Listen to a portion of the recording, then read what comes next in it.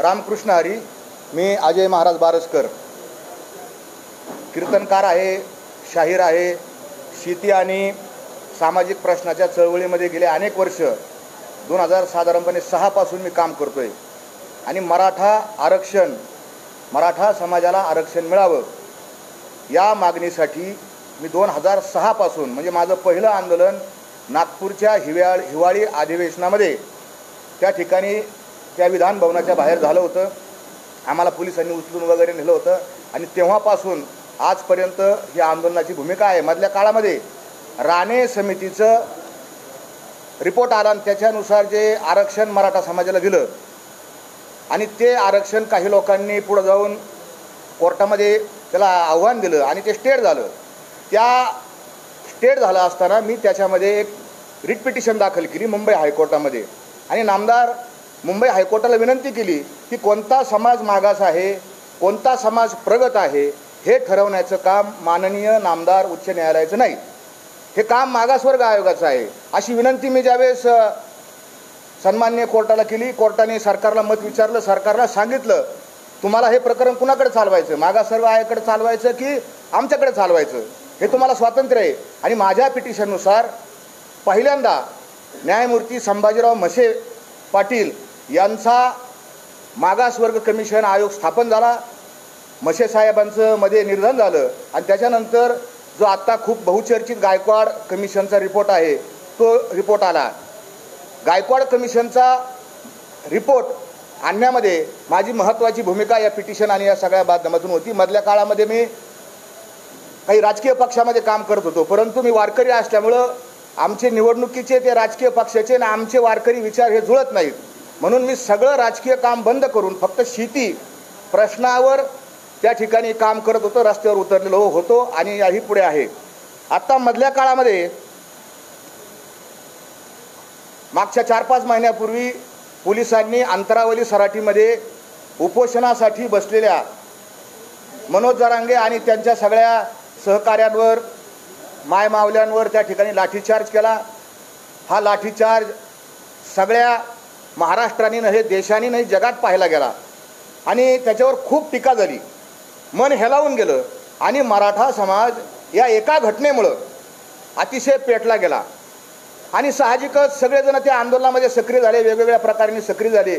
मी वारकरी कीर्तनकार असल्यामुळं नगरमध्ये, मी नगरचा मूळचा राहणारा आहे, तर माझ्याकडे लोक आले, महाराज तुम्ही घरात बसून चालणार नाही, तुम्ही गावगाव रस्त्यावर येऊन आपण ही प्रबोधन करणं गरजेचं आहे. आणि त्यानुसार मी अनेक ठिकाणी प्रबोधनं केली, कीर्तनं केली. नंतरच्या काळात ज्यावेळेस सगळे सोयरे मधल्या काळामध्ये मराठवाड्यामध्ये जी शिंदे समिती स्थापन केली ती आणि मराठवाड्यामध्ये मोडीच्या ज्या नोंदी आहेत त्या नोंदी शोधण्याकरता काही मोडी लिपीचे वाचक सरकारला हवे होते. मी मोडी लिपीचा वाचक आहे, मोडी लिपीचा अभ्यासक आहे आणि म्हणून माझेच नगरमधले असलेले आमचे मोडी शिकवणारे, आम्हाला ज्यांनी मोडी शिकवली असे डॉक्टर संतोष यादव आणि त्यांनी अनेकांना पाचारण केलं, चला आपण गावगाव जाऊन, तहसीलला जाऊन, TLR ऑफिसला जाऊन ते मोडीचे कागदपत्र शोधू आणि कुणबीच्या नोंदी सापडून जाऊ. आणि त्या मोहिमेमध्ये आम्ही सहभागी झालो आणि मराठवाड्यामध्ये आज ज्या काही 40-42 हजार नोंदी दिसतात त्या नोंदी शोधण्याकरता असा माझा संबंध आला. मधल्या काळामध्ये इथे काम चालू असताना अंतरावलीला जाण्याचा माझा प्रसंग अनेक वेळा आला. तर त्या ठिकाणी सगळे सोयरे आपण पाहिलं असेल, मधल्या काळात सगळे सोयरे 15 दिवस सगळे सोयरे चालू होताना अजूनही सगळे सोयरे चालू आहे. तर हे सगळे सोयरे चालू असताना मी याचा लॉचा विद्यार्थी आहे, नगरच्या लॉ कॉलेजमध्ये मी शिकलेलो आहे, तिथला विद्यार्थी आहे, पूर्ण नाही झालो लॉ माझं पण विद्यार्थी आहे. आणि मला माहिती असल्यामुळं ह्या ड्राफ्ट कसा बनवावा, मसुदा कसा करावा यासाठी मी त्या कोर कमिटीमध्ये सहभागी झालो. आणि मग जरांगे पाटलांचं काय म्हणणं आहे ते म्हणणं घ्यायचं आणि शासनाचे जे विधी आणि न्याय खात्याचे जे मॅडम होत्या, महसूल खात्याची होती, समाज कल्याण खात्याचे सेक्रेटरी होते आणि त्या सेक्रेटरींकडे बसायचं आणि त्या परत इकडे यायचं, जरांगे साहेबांना दाखवायचं, तिथून त्यांच्याकडे जायचं, परत त्यांना दाखवायचं. असा गेले अनेक दिवस आम्ही प्रवास केला, पण आम्ही याच्यामध्ये कधीच समोर आलो नाही. माझा आवाज आपल्या सगळ्या चॅनलमध्ये आहे, सगळ्या चॅनलमध्ये माझा आवाज आहे, पण माझा चेहरा नाही. मी नेहमी आपल्या त्या अंतरावलीमध्ये असणारे जे आपले पत्रकार बंधू आहेत त्यांना सगळ्यांना माहिती आहे, मी कॅमेऱ्याकडे पाठ करून पाहतो. आणि म्हणून हे सगळं चालू असताना जरांगे पाटलांचा, आता मी त्यांना पाटील म्हणणार नाही, जरांगे यांचा कारण पाटील असण्यासाठी पाटीलकीची सनद असावी लागते. त्यांची सनद मी पाहिली नाही, मी त्यांना पाटील मानित नाही. जरांगे यांचा हेकेखोरपणा आम्ही अनुभवला. हा असा शब्द घाला, तो तसाच शब्द घाला, हे असंच झालं पाहिजे, आत्ताच झालं पाहिजे, तसंच करा, असंच करा. आम्ही इतके परेशान झालो आणि मग आम्हाला सुधारणाच काय करावं आणि काय नाही करावं. मुळात आपल्या समोर मला अजून एक बाजू ठेवायची की मी ही पत्रकार परिषद कशासाठी घेतो, मी जरांगेवर का आक्षेप घेतो, का बरं, मला काय, माझा प्रसिद्धीसाठी हव्यास आहे का, तर ही काय प्रसिद्धी आहे का. ह्याच्यामध्ये ट्रोलिंग होतं, आपल्या सगळ्यांना माहिती आहे. जर एखाद्या भूमिकेवर आपण आणि बहुमताने समाज एका बाजूला आहे आणि त्या विचारावर जर आपण खंडन केलं तर समाज त्या ठिकाणी, कारण तो भोळा समाज आहे, आमचा मराठा समाज फार मायाळू आहे, फार भोळा समाज आहे, फार गोड समाज आहे. त्याला लक्षात येत नाही, त्याला असं वाटतं महाराज असे काय बोलून राहिले बाबा. काल परवापर्यंत महाराज आणि माझं त्या मधल्या काळामध्ये तुम्ही आत्ता कोणतरी पत्रकार बांधवांनी विचारलं की तुमचे काय फोटो आहेत का, तर मी फोटोसाठी लालची नाही, शिल्फी काढा हे करा त्यासाठी नाही, पण कामाच्या संयोगानं काही फोटो निघाले. आणि संभाजीनगरचे विभागीय उपायुक्त हे त्यांना आणि मी त्यांना मसुदा समजून सांगण्याकरता स्टेजवर एकदा बसलो, तर त्या ठिकाणी त्यांचे स्वतःचे शब्द येतं जरांगे पाटलांची. त्याच्यामुळं मी जरांगे पाटलाचा सहकारी नाही, त्यांच्या टीममध्ये नाही, हा आक्षेप कुणालाही करता येणार नाही. जरांगे पाटलांचा व्हिडिओ आहे, जरांगे पाटलांनी क्लिअर कट सांगितलं. मी कालही त्या एका व्हिडिओवर ऐकून दाखवलं की जरांगे पाटलांनी सांगितलं, तुम्हाला ऐकून दाखवतो मी तो व्हिडिओ असा आहे की जरांगे पाटील मला म्हणतात की महाराज आहेत या ठिकाणी, महाराज करू लागायला आहेत, महाराज साक्षीदार आहेत. हे तुम्हाला मी व्हिडिओ ऐकून दाखवतो. बरं, आता उलट काय केलं ते सांगतो. महाराज घेते, महाराज साक्षाला आहेत म्हणून, कारण ते करू लागायला सगळं त्याच्यामध्ये. परत आहे, आता उलट काय केलं ते सांगतो. महाराज भीती, महाराज साक्षाला आहेत म्हणून, कारण ते करू लागायला सगळं त्याच्यामध्ये. हे तुम्हाला व्हिडिओ मी पाठवून देतो आणि फोटो येतो मला. परत एकदा बरं, आता उलट काय केलं ते सांगतो. महाराज भीती, महाराज साक्षाला आहेत म्हणून, कारण ते करू लागायला सगळं त्याच्यामध्ये. परत एकदा उगा काय केलं ते सांगतो. महाराज भीती, महाराज साक्षाला आहेत म्हणून, कारण ते करू लागायला सगळं त्याच्यामध्ये. आता तुम्हाला हा आवाज आला असेल, कारण महाराज इथं आहेत, महाराज करू लागायला आहेत, त्यांची तिकडची भाषा आहे, गावरा आमची ग्रामीण भाषा आहे, आणि महाराज साक्षीला आहेत. मी जरांगेच्या प्रत्येक कृतीला साक्षीदार आहे. हे जरांगे, मनोज जरांगे यांचा आपण आत्ता स्टेटमेंट, त्यांचा व्हिडिओ चॅनेलवर उपलब्ध आहे. म्हणजे कोणी असं म्हणणार नाही की हा माणूस कोणतरी आला आणि इथं आला आणि बसला. मग समाजामध्ये दुसरा प्रश्न असा तयार होतो, आक्षेप माझ्यावर असा येतो की हा माणूस प्रसिद्धीसाठी करतो का, तर बिलकुल नाही. आम्हाला कायम हार आमच्या गळ्यामध्ये येतं. आम्हाला तुकोबारायांनी भरपूर दिलेलं आहे, भरपूर आईवडिलांनी तुकोबारायांनी आम्हाला भरपूर दिलं. प्रसिद्धीचा हव्यास नाही, पैशाचा हव्यास नाही. माझ्या परिसरामध्ये बऱ्याच लोकांनी माझ्यावर टीका केली की हे पाकिटं घेऊन, सरकारचं पाकिट घेऊन इथं आले असते, तर बिलकुल नाही. माझ्या परिसरात विचारा, मी कीर्तनाचे पैसे घेत नाही, उलट देतो. अजून माझ्यावर काही वेगवेगळ्या प्रकारचे आक्षेप त्या ठिकाणी त्यांनी नोंदवले, त्याचं पुढे मी निराकरण करीन. पण तुम्ही असं म्हणता की तुम्हाला आत्ताच का झालं, तुम्हाला जरांगे हेकेखोर होता हे तुम्हाला माहिती होतं, मग तुम्ही आत्ताच का बोलले. मी आत्ता बोललो नाही, मी साधारण 3 दिवसापूर्वी माझ्या मनातली जी खतखत आहे ती एका छोट्याशा यूट्यूबच्या चॅनेलवर टाकली आणि जवळपास महाराष्ट्रामध्ये कोट्यावधी लोकांनी अनेक पोर्टलवरती गेली आणि कोटी लोकांच्या पुढे ती लोकांनी पाहिली. मला हजारो फोन आले, 2 प्रकारचे फोन आले, समर्थनाचे फोन आले आणि शिव्या शाप देणारे दोन्ही फोन आले. जीव घेणारे, तुला गोळ्या घालू, तुला मारून टाकू, माजला का, असं तसं, अशा प्रकारचे फोन आले. पण मी त्याला उत्तर दिलं, माझा धर्म सत्य सांगणं हा माझा धर्म आहे. तुका म्हणे बरा सत्याचा सायास नवनीता नास नाही पुन्हा. तुमच्या बाजूला बहुमत जरी असलं, किती लोक तुमच्या बाजूला असले आणि मी जर एकटा असेल तरी मी सत्य सांगणार. गॅलिलिओ 500 वर्षापूर्वी एकटाच म्हणत होता पृथ्वी गोल आहे, आणि सगळं जग आणि सगळे धर्मग्रंथ म्हणत होते पृथ्वी कशी आहे, सपाट आहे.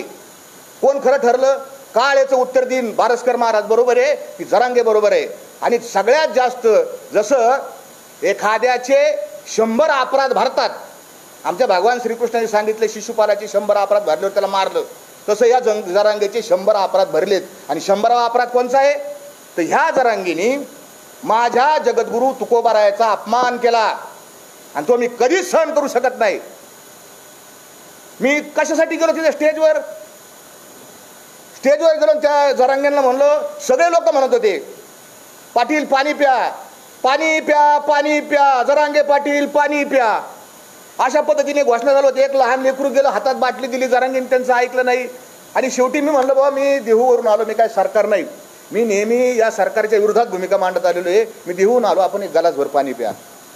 तर जरांगे, तुम्ही हे एक चॅनलनी ते सगळं व्यवस्थित दाखवलं एका याच्यात, ते नेमके दोघं कोण, जरांगेला समजून सांगणारे ते दोघे कोण. आणि मी जरांगेंना सांगितलं पाणी प्या.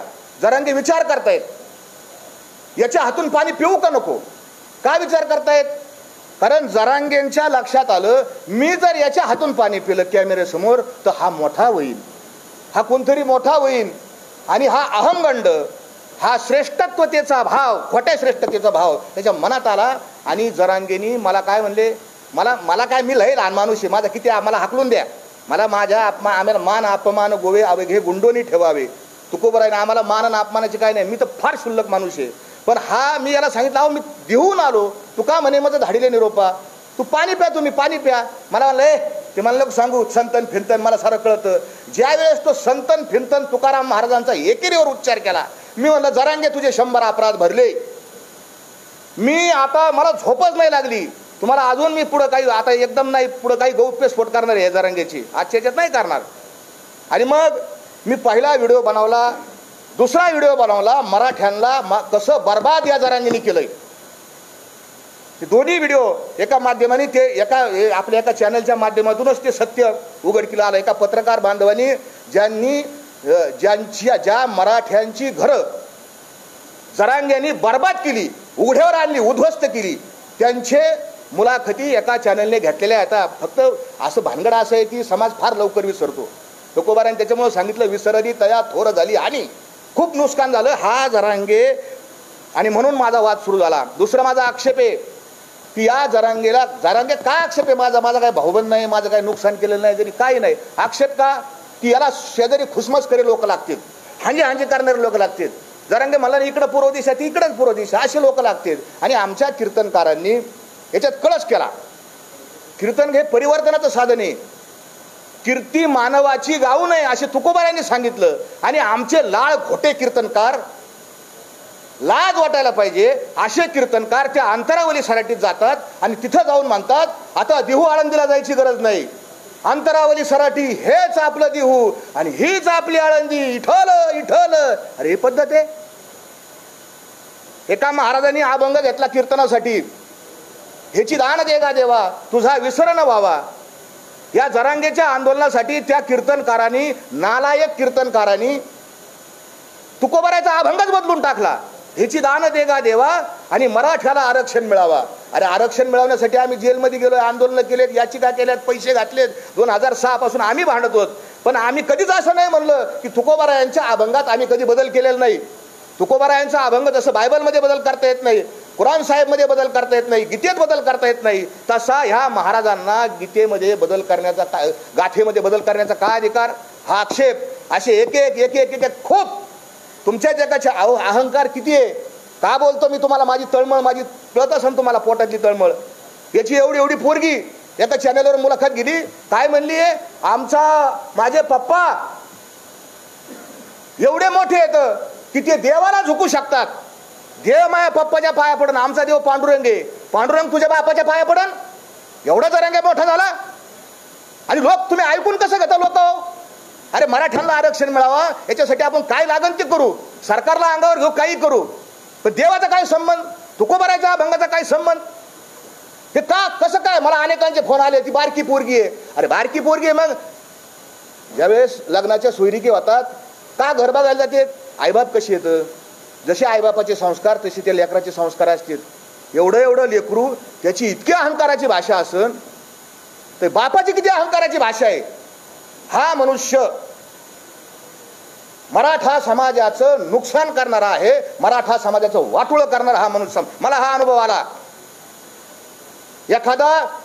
एखादी गाडी चाललेली आहे आणि गाडीचा ड्रायव्हर पेलेला आहे, प्रवासी बसलेले आहेत आणि ते मला कळालं तर माझं काम काय, पहिलं उतरून घ्यायचं आणि लोकांना सांगायचं, बाबा खाली उतरा गाडी, ड्रायव्हर पेलेला आहे, खाली उतरा तर गाडी खड्ड्यात जाईन, दरीत जाईन, मरताना तुम्ही. हे माझं सांगणं काम आहे, म्हणून इथं बसलोय. गाडीचा ड्रायव्हर पेलेला आहे, गाडी खड्ड्यात जाणार आहे. माझं सांगायचं काम आहे, मी सत्य सांगणार. मला खूप धमक्या आल्या, गोळ्या घाला, मारा, सगळ्या रेकॉर्ड येतात. तू मार, बॉम्ब लाव, जाळ, पण मी खरं बोलल्यापासून हटणार नाही. माझे जे आक्षेप येतं, आता माझ्यावर अजून एक आक्षेप, हा छगन भुजबळचा माणूस आहे, छगन भुजबळचा माणूस, हा सरकारचा माणूस आहे, हा मोठा आक्षेप आता सध्या त्यांनी हा फुटला. मी ना छगन भुजबळचा माणूस आहे ना या सरकारचा माणूस आहे. मी इतक्या टोकाची टीका भाजपवर केलेली आहे या आंदोलनात, ती समाज माध्यमावर उपलब्ध आहे, माझ्या मोबाईलमध्ये सुद्धा उपलब्ध येतं. फडणवीसांना मी काय म्हणलो, भुजबळांना मी काय म्हणलो, भयानक टीका मी केलेली आहे. मला सगळे लोक म्हणायचे, महाराज आरक्षण म्हणजे त्यांनी टीका नका करू इतकी. या पद्धतीने मी टीका केलेली आहे.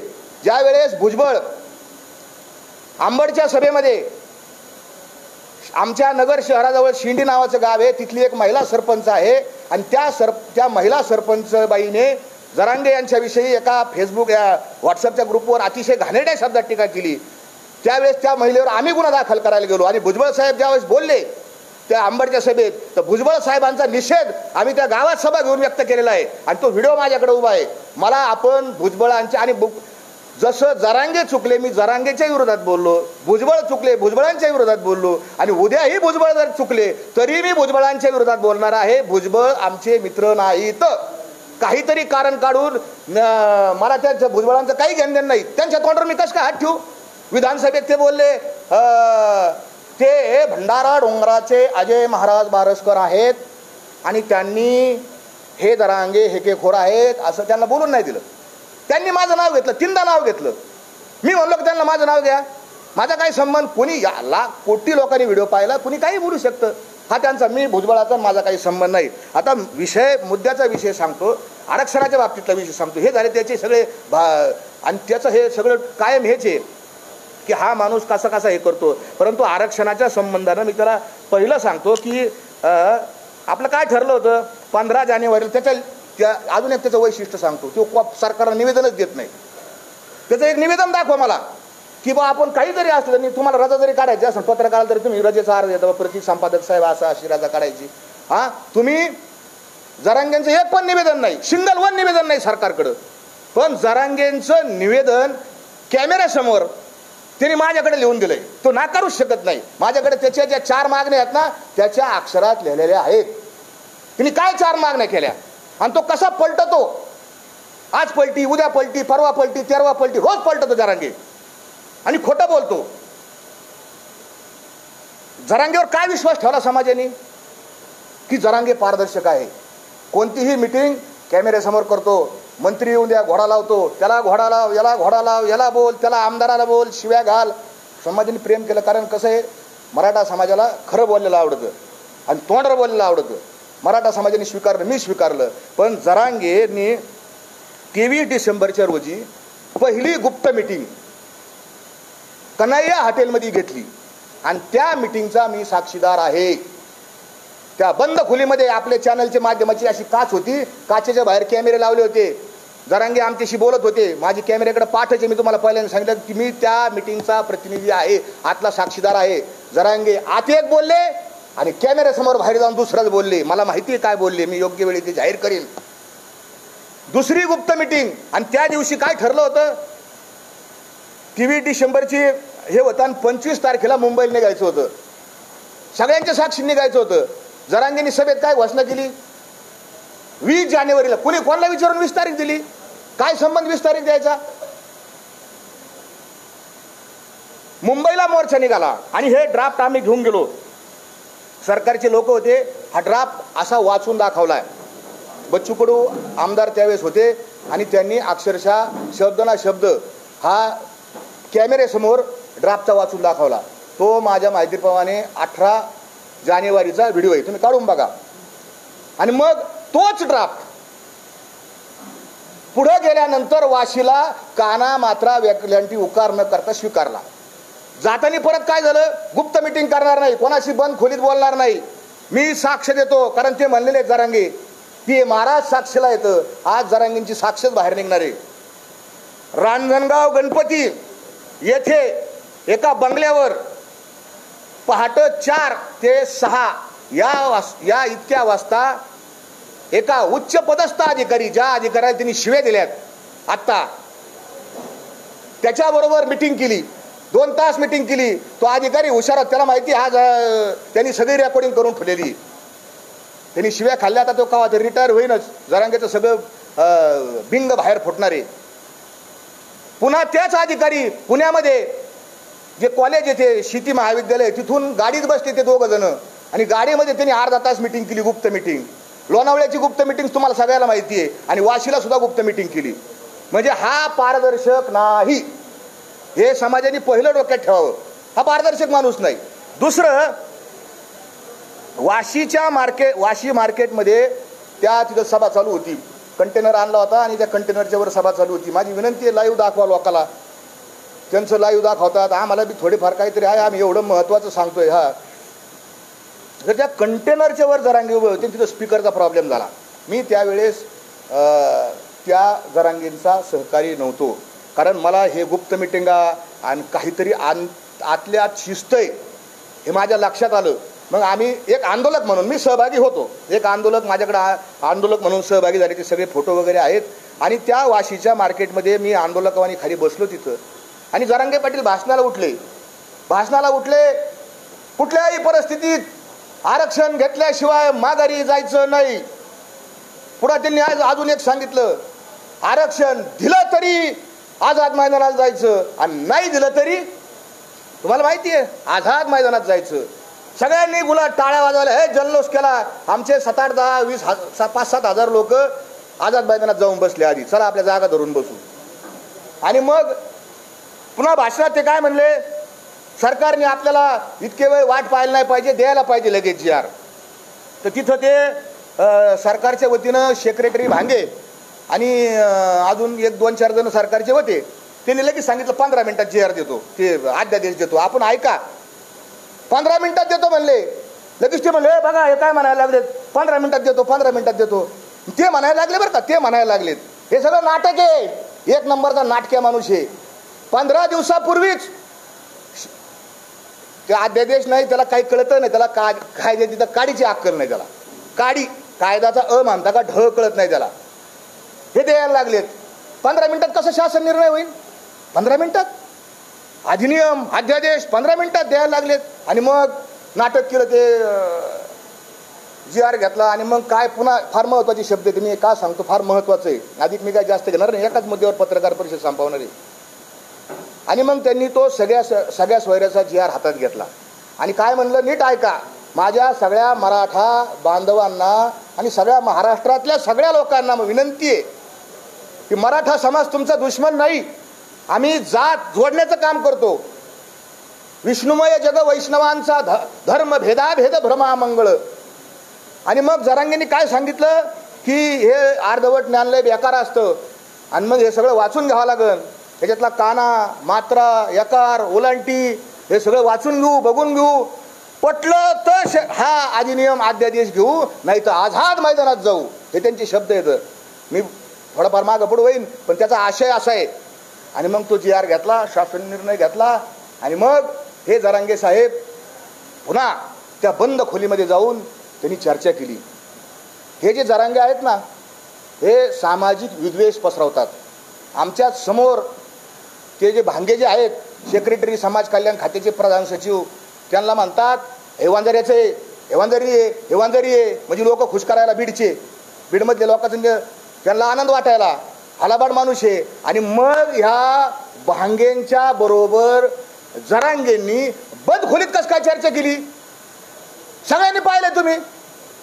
सुमंत भांगे जे आहेत त्यांच्याबरोबर आधी लोकात एक बोलायचं आणि आतमध्ये गेल्यानंतर यांच्या संग काय चर्चा केली. भांगे साहेब बी हुशार येतं, त्यांनी बी चर्चा रेकॉर्ड केलेली असणार. सरकारला माझी विनंती, जर ती आता काय 1-2 महिने रिटायर होणार तर मागा त्यांना ती रेकॉर्डिंग काय चर्चा केलेली आहे. कारण प्रत्येक मिनिट्स तयार करताना त्यांना रेकॉर्डिंग लागतात. हुशार आहेत ते अधिकारी, उगतच नाही एवढ्या मोठ्या पदावर जाऊन बसले.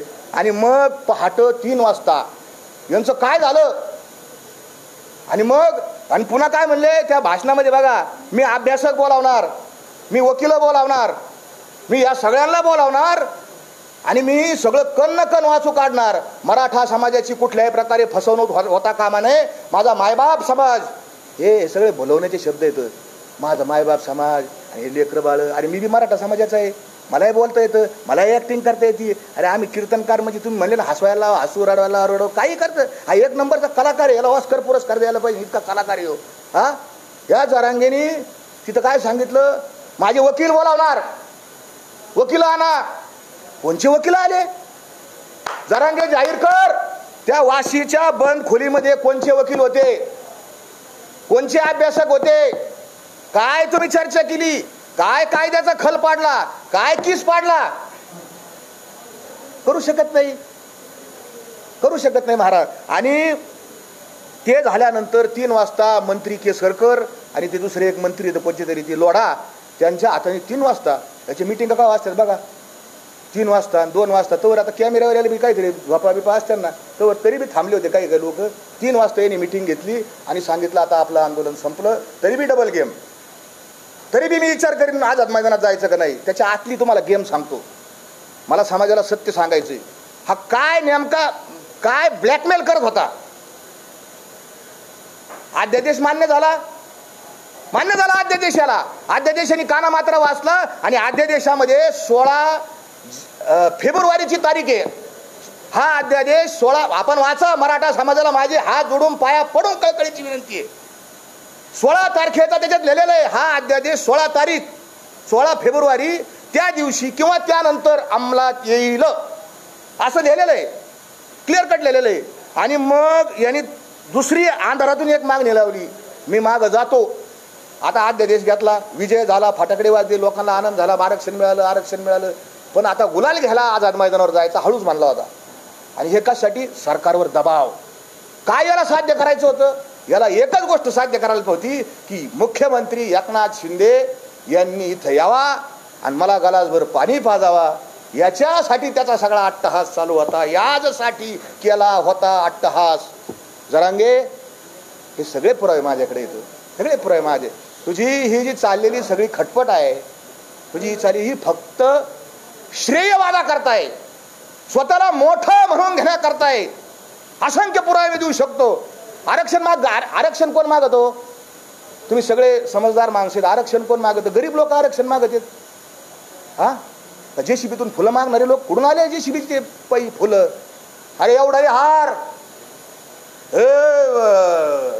काय 50-50 मीटरचे हार कोण देतं पैसे? समाजाच्या आम्हाला कळत नाही का? एक कार्यक्रम घ्यायचा तर सप्ताह करायचा, तर आमचे नाकी 9 येतात सप्ताह करायला. आमचा जरांगेवर हा आक्षेप आहे. तुम्ही तुमचं पारदर्शकपणाचा नियम मोडला. तुम्ही पारदर्शकपणा करणार होते. तुम्ही नेहमी मानता मी समाजाला विचारल्याशिवाय काही करीत नाही, समाज माझा मायबाप आहे. हा मी कायद्याचा अभ्यासक आहे, मी वाचतो, मी पाहतो, तपासून घेतो असं म्हणतो. मग माझा दुसरा सवाल त्यांना असा आहे की तुम्ही 10 तारखेला आत्ता 10 फेब्रुवारी जे उपोषणाला बसले, आता जे उपोषण चालू आहे, हे उपोषण करण्याकरता तुम्ही समाजाची मीटिंग घेतली का? आज जशी पुढचं ध्येय धोरण ठरवण्यासाठी समाज गोळा केलाय, आला नाही समाज, थोडे लोक आलेत. कोटीत समाज अंतरावलीला, कोटीत समाज आला होता अंतरावलीमध्ये त्या 14 तारखेच्या सभेला. लोक यायला 10 वाजताचा फोटो आहे माझ्याकडे असे बी व्हिडिओ आहेत याचे. तुम्हाला काय लाज आहे का नाही? 50 लोक गोळा करताय ना, तुम्हाला कसं काय उपोषण करू मी? हे जरांगेचे व्हिडिओ, ऑडिओ रेकॉर्डिंग, व्हिडिओ नाही ऑडिओ रेकॉर्डिंग त्याचे आहेत. जरांगे माझा दुसरा प्रश्न आहे, मी बोलणारच नाही त्याला, जरांगे पाटील म्हणणार नाही, मला मारून टाका. त्याला मारायचं ना, अरे काही काला मारलेलं याच्या आधी खरं बोलले म्हणून काय मला मारलं का? पण मी खरंच बोलणार. जरांगेला जरांग्या हे मी नाही म्हणत. ज्याचं घर उद्ध्वस्त केलं, वामन वाळेकर, परशुराम खुने, रवी पाटील आणि अजून एक जण आहे, या 4 जणांचं घर बर्बादीने केलं. त्याच्या या दोघांच्या वडिलांचे व्हिडिओ येतात, जरांगे भयकितो, जरांगे फशितो. हे व्हिडिओ समाज माध्यमावर उपलब्ध आहेत. एका शेतकरी रडतोय, तो जरांगेवानी खोटा रडत नाही. तो वामन तुम्ही नीट पहा व्हिडिओ.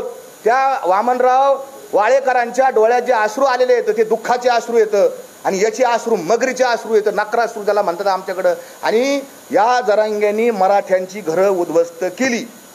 दुसरा आक्षेप माझा, अनेक आक्षेप घेण्यासारखे येतं, कितीतरी याला अक्कल नाही, नाही तर हा नाटकं तरी करतो. अजून एक सांगतो तुम्हाला, आपण सगळे चॅनेलवाले येतं, आपल्याला TRP लागती, याला याला हा लय हुशार आहे त्याच्यात. आपल्याकडं अटेन्शन कसं होईल, लक्ष कसं विधून घेता येईल याला पक्क माहिती. त्याला एका हिंदी चॅनेलच्या एका पत्रकाराने प्रश्न विचारला मुंबईला जायच्या आधी, जरांगे पाटील आप मुंबई को कौन से रस्ते से जा रहे? त्याचं काय उत्तर, हम डांबरी डांबरी से जा रहे. अरे तुला एवढी तरी अक्कल आहे का रे? हाँ, तुला काय विचारले पत्रकारांनी, तुम कौन से रस्ते से जाने वाले हो? हो तो डांबरी डांबरी से. अरे रस्ते म्हणजे तुम बीड से, नगर से, पुणे से, कैसे जा रहे हो? एक तर ह्या हा जो व्हिडिओ परत काढा आणि वाचा, ऐका. हा म्हणतो, पत्रकार विचारतात कोणत्या रस्त्याने जाणार, हा म्हणतो डांबरीहून जाणार. हे उत्तर आहे. एक तर याला अक्कल नाही, नाही तर हा लोकांना फसितो. याचे दोनच उत्तर आहेत, तिसरं उत्तर नाही. हा प्रचंड शातीर माणूस आहे, कितीतरी शातीर. याला माहिती आहे TRP कशी मिळेल, शिव्या दिल्या का. त्या दिवशी आम्ही गेलो, छत्रपती शिवाजी महाराजांचा पुतळा पाठीमागे लावलेला आहे, महिलांच्या बद्दल कसं बोलावं, हां अशीच असती सुंदर आमची आई. शिवाजी महाराज ही संस्कृती ना, त्यांनी शिकवलं ना, मागं पुतळा आहे ना शिवाजी महाराज तुझ्या. काय म्हणतात, शत्रूच्या स्त्रीला सुद्धा आईचा दर्जा शिवाजी महाराजांची ही शिकवण आहे. आणि ते मधुकर आर्दड कमिशनर समोर बसलेले आहेत, हा लोळतोय आमच्या ग्रामीण भाषेत लोळतोय. अहो तुमच्या घरी पाहुणे आल्यावर तुम्ही आजारी जरी असले तर असं उठून तर बसताना, इतकी तरी माणुसकी असते ना आपल्यात. खरं बोला. हा लोळतोय तिथं असा. आणि ते कमिशनर बिचारे बसले तिथं, आणि ते कमिशनर ते म्हणले काय, आणि काय सुरू केलं, तुझ्या आईचा, मी बोलणार नाही पुढं, टिंब टिंब टिंब टिंब. अरे जरांगे, ही संस्कृती आहे का? तुझ्या आईबापान तुला हे शिकवलं का? ते जे आर्दड नावाचे जे अधिकारी आहेत ते बी मराठा समाजाचे आहेत ना, हां शेतकऱ्याच्या घरातले आहेत ना, तिने काहीतरी अभ्यास केला असेल, तिने काहीतरी पुस्तकं वाचली असतील, हां ते कष्टातून अधिकारी झाले आणि त्यांना तू शिव्या घालतो. त्याच्याबरोबर माझे जे सहकारी आहेत डॉक्टर संतोष यादव नगरचे, यांनी मराठवाड्यावर ज्या नोंदी मिळाल्यात ना आता 30-40 हजार, या डॉक्टर संतोष यादवांचे अनंत उपकार येतं. गावगाव फिरून या माणसाने एसटीने हिंडला, मोटरसायकलीवर हिंडला, बीडमध्ये, लातूरमध्ये, उदगीरमध्ये, नांदेडमध्ये, त्या सगळ्या संभाजीनगरमध्ये, वैजापूरमध्ये हा माणूस मोटरसायकलीने हिंडला. आणि हा याला काय म्हणतो, तुम्ही सरकारच्या भाकरी खातात, आम्हाला भाकरी मिळत नाही, हां आणि नीट घाला. आता ते मला बोलताच आहे ना, अहो आपल्याला बोलता येईल घ्यायची भाषा.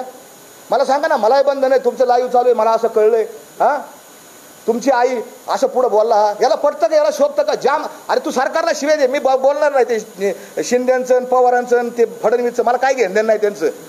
मी त्यांच्या कालही विरोधात होतो, आजही त्यांच्या विरोधात आहे आणि उद्याही त्यांच्या विरोधात राहणार जर ते चुकले तर. आणि त्याच्या आधीचे जे काँग्रेसचे तर त्यांच्या बी मी विरोधात होतो पहिल्यापासून. आपल्याला हे पटतच नाही, हे राजकारण लोक आपल्याला पटत नाही, म्हणून हे राजकारण सोडलं नाही, पारमार्थाला लागलोय.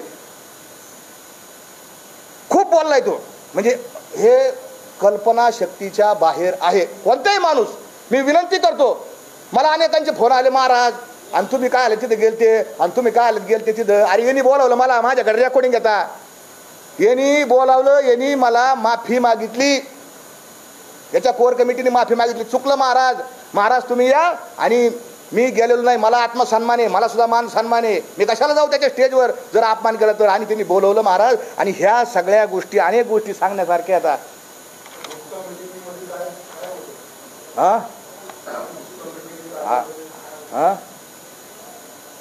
गुप्त मिटिंगमध्ये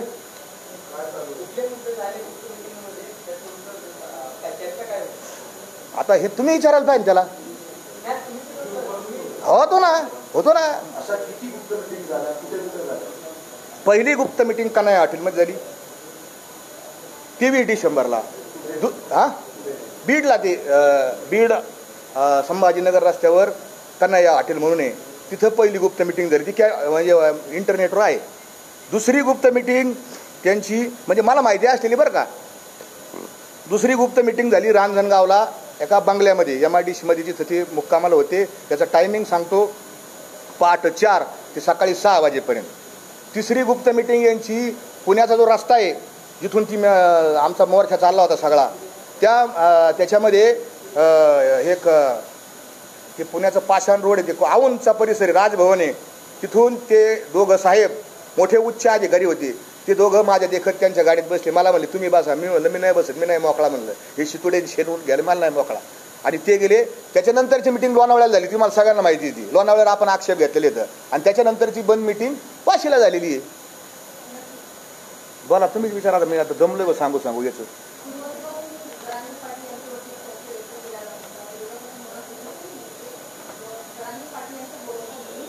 हा आहे ना, हा बरं झालं ते सांगायचं राहिलं, तुम्ही आठवण केली.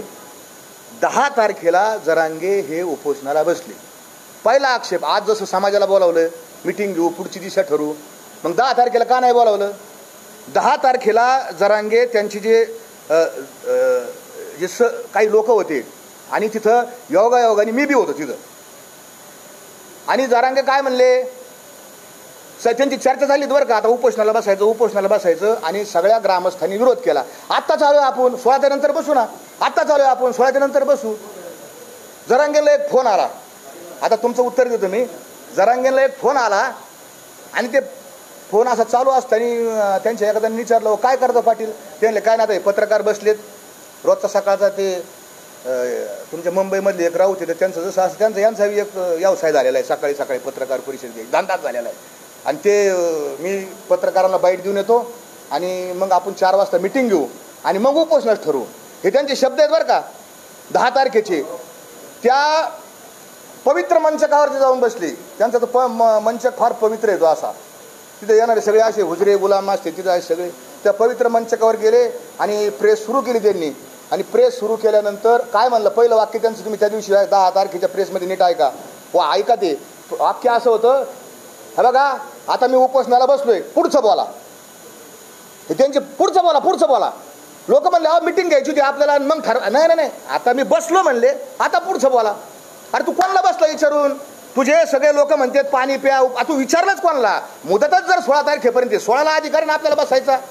कोणाचा फोन आलता हा मला प्रश्न आहे, कोणाचा फोन आलता आणि त्यांनी ते जाहीर करावं. मला संशय आहे, मी कोणाचा तरी फोन आलता तर मला माहित नाही नेमका कोणाचा आलता.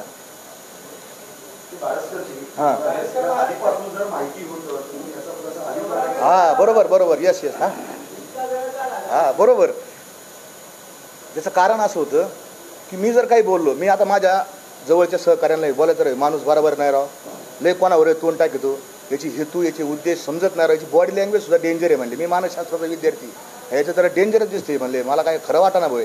पण लोक काय म्हणायचे, कशाला बोलायचा महाराज, एवढ्या वर्षांनी समाज एकत्र झाला आहे आणि आपण जर काही बोललो तर काय होईल, समाजामध्ये विरोधकांना हत्यार मिळेल, विरोधकांना काही ना काही मिळेल आणि हे सगळं तुमच्यावर येईल की तुम्ही समाज फोडा. म्हणून आम्ही गप गप गप गप. पण जेव्हा ह्यो म्हणला तुकाराम महाराजांना संतन फंत, म्हणलं जरांगे तू संपला. चल तुकाराम महाराजसाठी मी मरायला उद्याच्या इतिहासामध्ये लिहिलं जाईल. मला जरी गोळ्या घातल्या तर लिहिलं जाईल, तुकाराम महाराजांचे जर कुणी एकेरी शब्द बोललं, त्यांचा अपमान केला, तर ह्यो भारस्कर महाराज नावाचा एक सामान्य कीर्तनकार यांनी आपला प्राण दिला. याच्यात मला आनंद आहे, याच्यात मला समाधान आहे.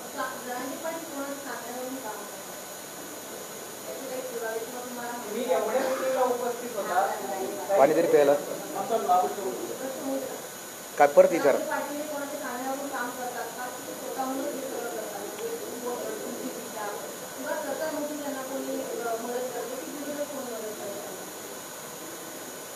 जरांगे 2 गोष्टी फार हुशार, शातीर, त्याला शब्द आहे शातीर. हा शातीर माणूस आहे. हा फायदा आहे का तो बघतो, आपला फायदा काय, आपला कसा फायदा होईल, आपण कसं पुढे जाऊ. तुम्ही 2021चं आंदोलन आहे माझ्याकडं, त्याचं व्हिडिओ आहे माझ्याकडं. उद्धव ठाकरेंना एवढ्या शिव्या दिलेल्या त्या साष्टी पिंपळगावच्या आंदोलनामध्ये त्यांनी भयानक शिव्या दिलेल्या आता. म्हणजे ज्या वेळेस त्याला कोणी काही सांगन किंवा कोणी काही त्याला काय असं, आता पडद्याच्या मागं मी आरोप घेऊ शकत नाही, कारण आम्ही खरं बोलणार आहे. मी पाहिलं नाही माझ्या डोळ्याने त्याला कोणी काही दिलं का नाही, त्याच्यामुळे मी त्याच्यावर बोलू शकत नाही. परंतु हा सारखा बदलतो, माझा 100% संशय आहे.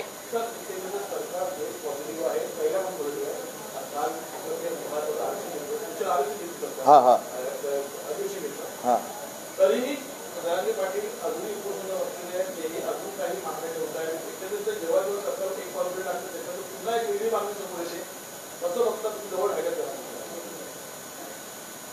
आता जरांगेंची जी मागणी, सगळ्यात महत्त्वाची मागणी तुम्ही ऐकलं असेल की 1 नंबरची मागणी आहे की हे जे आधी सूचना आहे ती खरी, ते जरांगेला माहितीच नाही, ते अध्यादेशच म्हणते. अध्यादेशाचे आम्हाला अध्यादेश कळत नाही, याला अधिसूचना कळत नाही, अधिनियम कळत नाही, शासन निर्णय कळत नाही, परिपत्र काही कळत नाही. याला ते फरक आहे याच्यात. अध्यादेश काय असतो, अधिनियम काय असतो.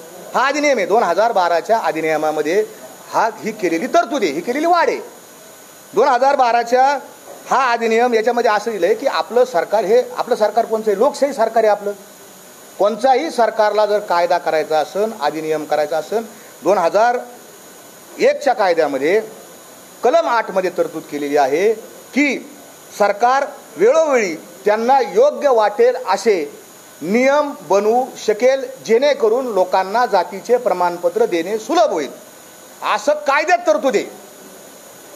आणि मग त्याच्या अनुषंगाने 2012ला पहिला 1 सप्टेंबर 2012ला पहिला अधिनियम अस्तित्वात आला आणि त्याच्यानुसार कोण जातीचं प्रमाणपत्र देईल, कोण काय करीन ही आली.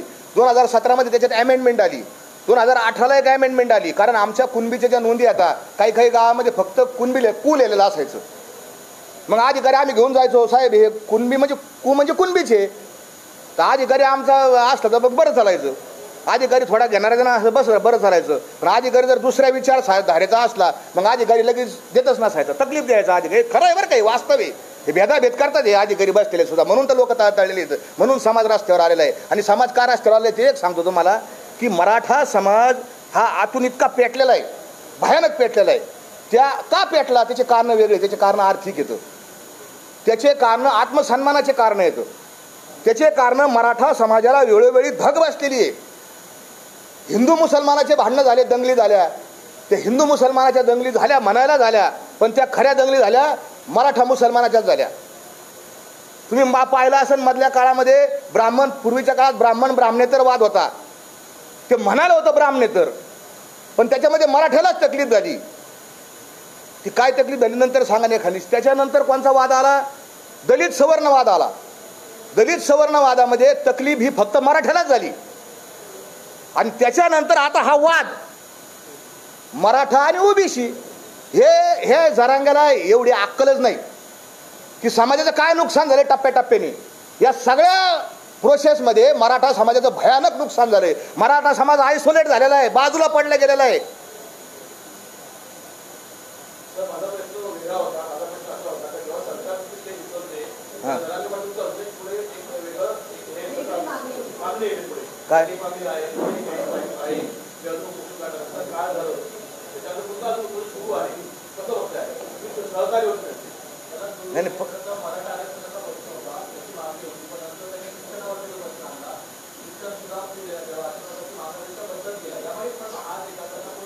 काय नाही शिक्षणाचं मी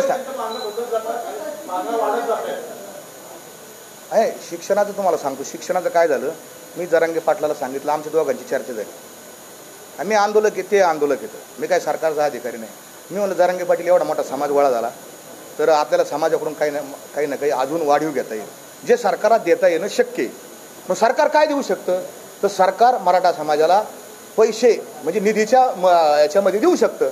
तर आपण एक मागणी करू म्हणलं की शिक्षणामध्ये आपल्याला काय मिळवता येईल का काही याच्यात, आणि त्यांचाही त्याच्यामध्ये रोल आहे. मी काय म्हणत नाही ते काय माझं श्रेय एकट्याचं, त्यांची ती भूमिका होती. आणि हे कोणाचा हात नाही, तर ते चर्चेतूनच शिक्षणाचं पुढं आलेलं. आता हे भेटत नाही आपल्याला, सरसकट भेटत नाही. म्हणून म्हणलं आता घ्या बाबा शिक्षण, तर शिक्षण, कारण पोरांचा प्रश्न शिक्षणाचा आहे, असं कोणाचा काय हात वगैरे काय नाही त्याच्यामध्ये शिक्षणाच्या बाबतीत. माझं काय राहिलं का अजून?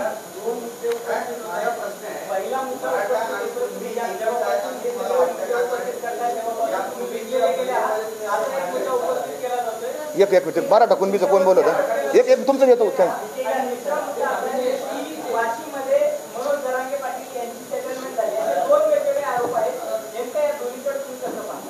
नाही थांब, ते मराठा कुणबीचं मला सांगू द्या आधी, मी सांगतो तुमचं.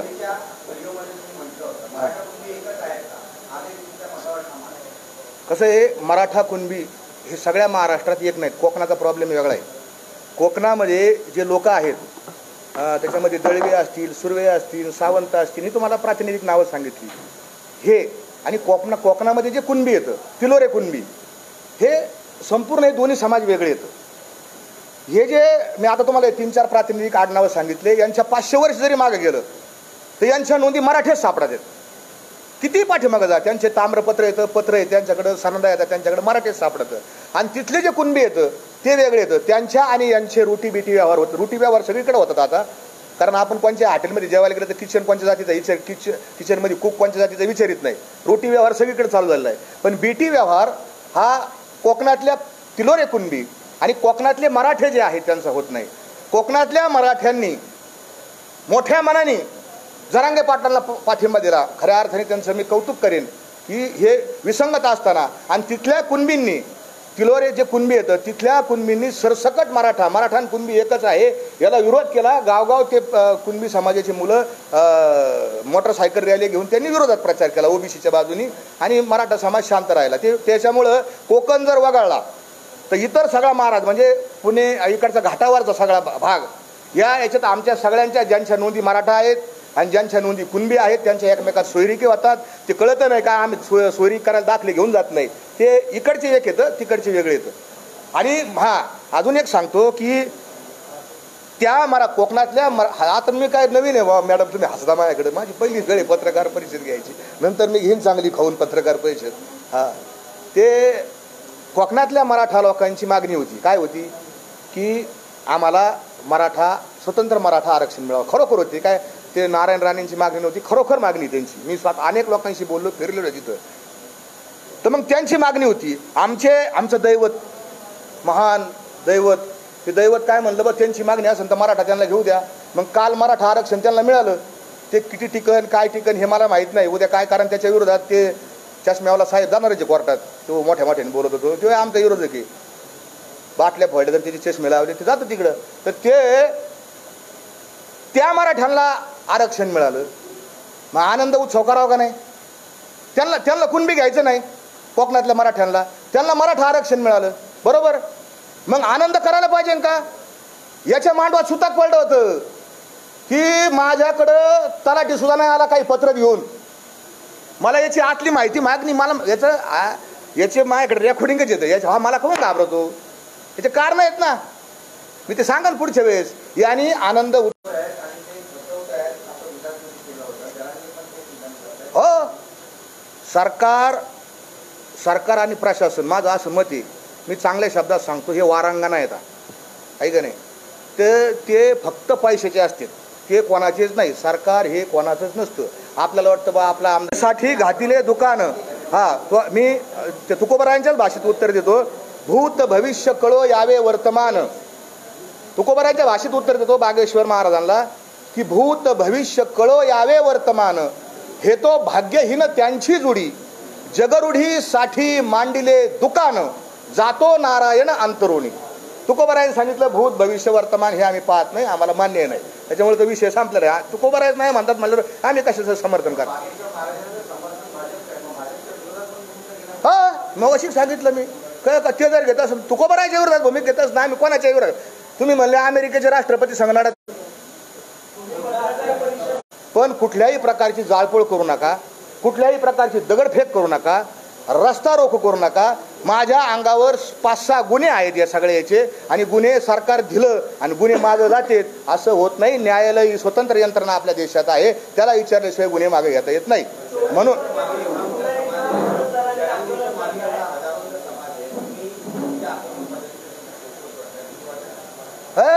भीत नाही आता आपुल्या मरणा. माझ्या प्रत्येक शब्दाला तुकोबरायचा अभंग आहे.